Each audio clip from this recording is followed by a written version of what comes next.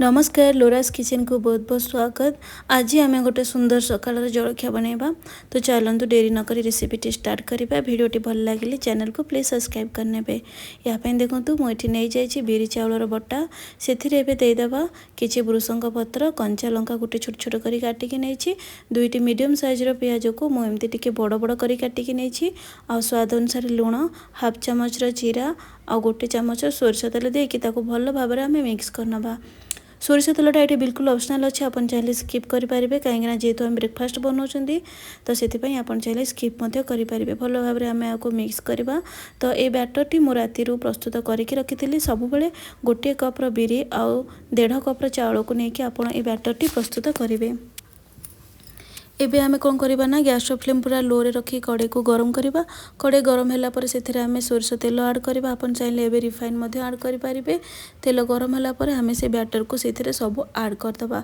आ पूरा low flame रे ताको आमे सिझिया पई छाडी दबा। कवर करके ही आमे ताको सिझेबा।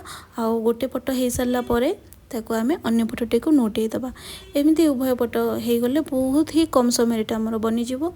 आपन आको चाहिले पिलांक टिफिन ने मध्ये देई पारिबे। बिरी आ चाउल को 3-4 घंटा पर्यंत भिजई देबे। तापर ताको ग्राइंड कर नेबे।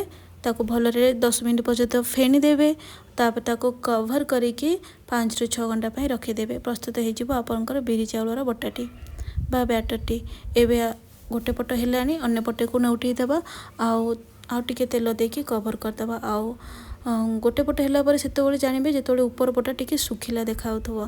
तो एमती ही आमर एटा सिझीगला। सिझियापाई मते लो फ्लेम रे 15 मिनट पाखापाखि लगिगला। बस एबे एटा को आमे ठंडा हापे छाड़िबा। ठंडा हे सारला परे आमे कोन करबा ना ताको आमे काटिकी देखिबा। देखंतु बहुत ही भल भाव एटा बहुत ही टेस्ट मध्ये लागिबो। गोटे सुंदर कड़ई पिठा।